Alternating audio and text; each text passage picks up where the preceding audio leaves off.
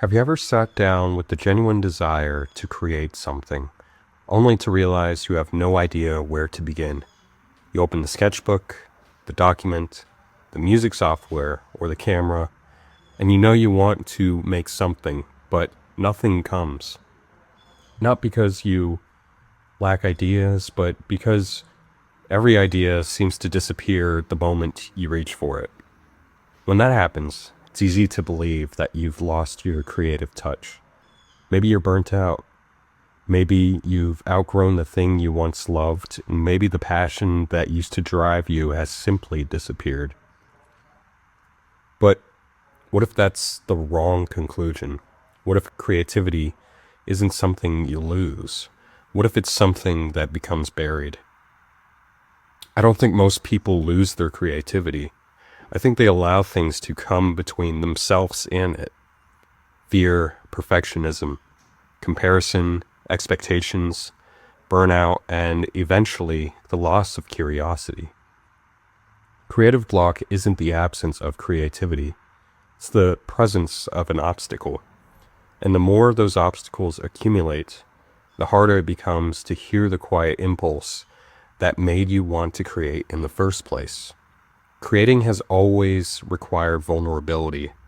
Whether you're writing a story, painting a portrait, creating an essay, composing music, or making a video, you're doing something that is deeply personal. You're taking an idea that existed only inside your mind and placing it into the world where it can be judged, misunderstood, ignored, or rejected. In a way, every creative act is a small act of exposure. You're asking someone else to look into your mind and respond to what they find. That's frightening, especially when you're still learning your craft, especially when your technical ability hasn't yet caught up to your imagination. Fear begins asking questions that have nothing to do with creating. What if people don't like it? What if it isn't good enough? Doing nothing suddenly feels much safer than making something imperfect.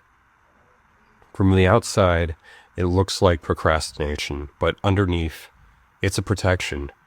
Creative block often isn't laziness, it's self-preservation. Then perfectionism quietly joins the conversation. When inspiration first arrives, it rarely appears as rough sketches or unfinished sentences. It arrives as a feeling, a vision, a finished masterpiece that exists perfectly inside your imagination. The problem is that reality never begins where imagination ends. Reality begins with awkward first drafts, unfinished ideas, bad dialogue, terrible composition. And perfectionism compares those messy beginnings against the polished version that only exists inside your head. You've judged the first attempt before you've even allowed it to become a second. Ironically, the desire to create something great becomes the reason you create nothing at all. The standard becomes so impossibly high that it starts feeling like failure. But masterpieces aren't born perfect. They're revised into existence. Comparison creates another obstacle, and it's one that has become almost impossible to escape. At first, creativity asks a simple question. What do I want to make? Comparison question changes the question to, is what I make good enough? And suddenly your attention shifts away from exploration and towards measurement. Instead of discovering your own voice, you're evaluating yourself against everyone else's. Every drawing is compared to something with 10 more years of experience. Every video is compared to creators with entire production teams. Every piece of writing is measured against authors who have already published their life's work. The joy quietly disappears, and creativity becomes competition instead of discovery. And of course, there's nothing wrong with admiring other artists. Inspiration has always been part of creation. Every artist learns by observing others, but inspiration says, I love what they created, and comparison says, I'll never create something like that. One invites you to begin.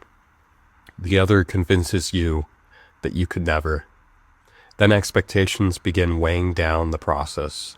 Somewhere along the way, creating stops being enough. And now every project has to accomplish something. It has to be meaningful, successful, original. It has to gain attention and justify the hours you've invested. Maybe it even has to become profitable. And without realizing it, you transformed play into performance. Every brushstroke becomes an audition, every sentence an evaluation, and every idea to prove its worth before it's even allowed to exist. But creativity has always depended on freedom. It thrives in spaces where mistakes are allowed, where experiments are welcomed, where failure isn't treated as evidence against your ability, but as part of the process itself. The moment every creation must justify itself, creativity begins to suffocate under the weight of expectation. Sometimes, though, none of these are the real problem. Sometimes you're just simply exhausted. Creative work asks for more than time. It asks for emotional energy, attention, presence, imagination. Those are limited resources. We live in a culture that constantly encourages production. Create more, post more, promote more, consume more. Always stay visible, relevant, keep moving.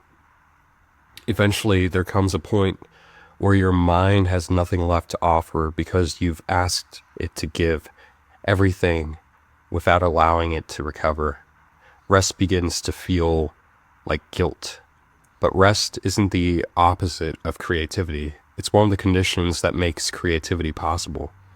The mind cannot endlessly harvest ideas from soil that is never given time to recover. Sometimes the most productive thing an artist can do is leave the studio and go for a walk or read a book or learn something completely unrelated. Because inspiration doesn't only come from working, it always comes from living. When you step back and look at these obstacles together, something interesting begins to emerge. Fear asks, what if this is bad? Perfectionism asks, what if this isn't good enough? Comparison, what if someone else is better? Burnout quietly says, I don't have anything left. Notice what all of these questions have in common. None of them are curious, they're defensive, they're trying to protect you. And in doing so, they replace the one question that creativity actually depends on. I wonder what would happen if. That question is where almost every meaningful creative work begins. Not certainty, not confidence, but curiosity. Children create effortlessly because they haven't yet learned to interrogate every idea before exploring it. They draw impossible creatures, invent stories that make no sense, build things simply because they're interesting. They're not trying to impress anyone, they're trying to discover something. They're trying to have fun. And somewhere along the way, many of us stop wondering and start evaluating. We stop playing and start performing. Creating becomes an obligation instead of an exploration. So maybe the goal isn't to destroy the creative block. Maybe that's the wrong battle. Maybe the goal is simply to remove what's standing in the way. Accept that some of your work will be bad, because it will be. Allow yourself to make imperfect things and stop asking your first draft to behave like it's your final. Learn from other artists without measuring your worth against theirs. Release the belief that every project has to become something extraordinary. Recognize when what you actually need isn't more discipline, but genuine rest. And above all, protect your curiosity. Follow ideas that seem strange. Ask questions that don't have immediate answers. Create things that no one else would ever see or think about.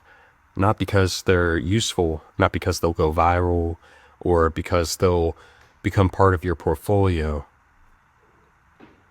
but because you're interested, because you want to know what happens next.